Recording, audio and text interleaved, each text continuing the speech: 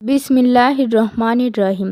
হে সমস্ত জগতবাসী, বিশ্ব আধ্যাত্মিক জ্ঞান সঞ্চার দরবার শরীফ হইতে আমি চাঁদনী চিশতি আপনাদের সামনে আজকে যে আলোচনাটি করব সেই আলোচনাটি হলো, কেন আল্লাহ তাআলা আমাদের এই যন্ত্রণার দুনিয়াতে পাঠিয়েছেন। আল্লাহ তাআলা কিন্তু বলেছেন, ওয়াল্লাযী খালাকাল মাউতা ওয়াল হায়াতাল আবলু ওয়াকুম আইকুম আহসানু আমালা ওয়াহুয়াল আজিজুল গাফুর।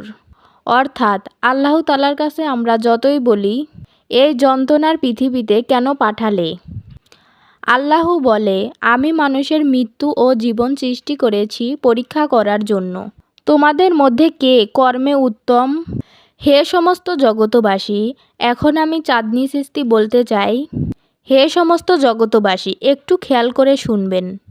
আমরা যদি কোরআন শরীফটা খুলি, সূরা কাহাফ, সূরা ফাতা, এই সূরাগুলোর মধ্যে আল্লাহ তাআলা বলেছেন, আমার মুর্শিদকে যারা চিনল না বুঝল না তারা পথভ্রষ্ট, যত বড় আলেমই হোক।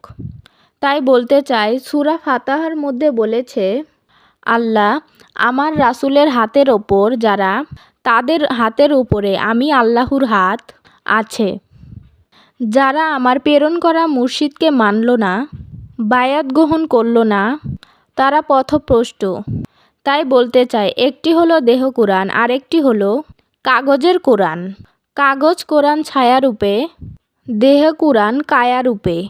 দেহের ভিতরে রুহু ইনসানিয়তের কোরআন। তাহলে কাগজ কোরআন দিয়ে দেহ কোরআন ধরব, আর দেহ কোরআন দিয়ে সেই রুহু ইনসানিয়তের কোরআন ধরব। সেই রুহু ইনসানিয়তের কোরআন কোথায় কিভাবে পাব? যার যার মুর্শিদের কাছে যাইতে হবে এবং জানতে হবে, এবং যাওয়ার পরে মুর্শিদের কাছে গিয়ে বলতে হবে, আমার মধ্যে যে রুহু ইনসানিয়তের কোরআন রেখেছে, কোন সাধনায় পাবো দয়াল?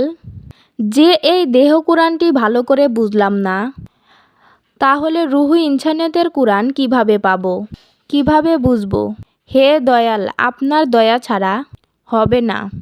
কুরআন শরীফের অন্য অন্য সূরাতে আল্লাহ তাআলা বলেছেন, যারা আমার পথের সাধনায় আত্মনিয়োগ করবে, আমি তাদেরকে পরিচালনা করব। হে সমস্ত জগতবাসী, আল্লাহ আপনাকে আমাকে পরিচালনা করবে কিভাবে, সেই বিষয়গুলো আগে আমাদের জানতে হবে কামেল মুর্শিদের কাছে, যার সাথে আল্লাহর হট কানেকশন আছে। হে সমস্ত জগতবাসী, আজকে আমি আপনাদের সামনে যে আলোচনাটি করব, আরেকটি ব্যতিক্রম হতে যাচ্ছে। সেই ব্যতিক্রম আলোচনাটি হলো, আমরা যে জামা কাপড় পরি, এগুলো কিন্তু আমার দেহের জামা। আমার দেহটা কার জামা? আমার আত্মার জামা।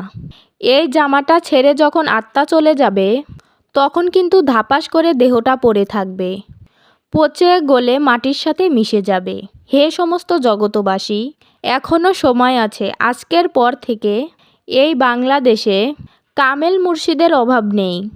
অবশ্যই চিনে নেবেন। সেখানে যে অবশ্যই একজন কামেল মুর্শিদকে পরীক্ষা করবেন। সে যে কামেল, এটা আবার কি করে পরীক্ষা করবেন?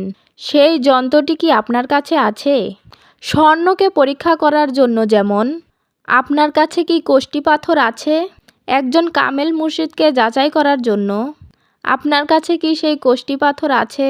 আমি আজকে বলে দেব ইনশাআল্লাহ। সেই কষ্টি পাথর হলো, আমি মুর্শিদের দরবারে গিয়ে বলবো, আমি কে, আমার পরিচয় কি, আমার দেহ কোরআনটি কোথায় লেখা আছে, আমার দেহের মধ্যে আল্লাহ তাআলা যে কালেমাটি কোথায় ফিট করেছে সেটি আমাকে দেখাবেন, এবং আল্লাহ যে আমাকে সৃষ্টি করেছে এর প্রমাণ কি, সেই ছাপটি দেহের মধ্যে কোথায়। হে দয়াল, এই জিনিসগুলো যদি আপনি দিয়ে দেন এবং বায়াত করার সময় যদি এগুলো দেখাই দেন, তাহলে ধন্য জীবন আমার, আমি কামেল মুর্শিদ পেয়ে গেছি। আর যদি এই জিনিসগুলো আমাকে না দেন, তাহলে আমার নবীজির সেই বাক্য, নিজকে চেনার জন্যে যদি চীন শহরে যেতে হয়, সেথায় আমি যাব।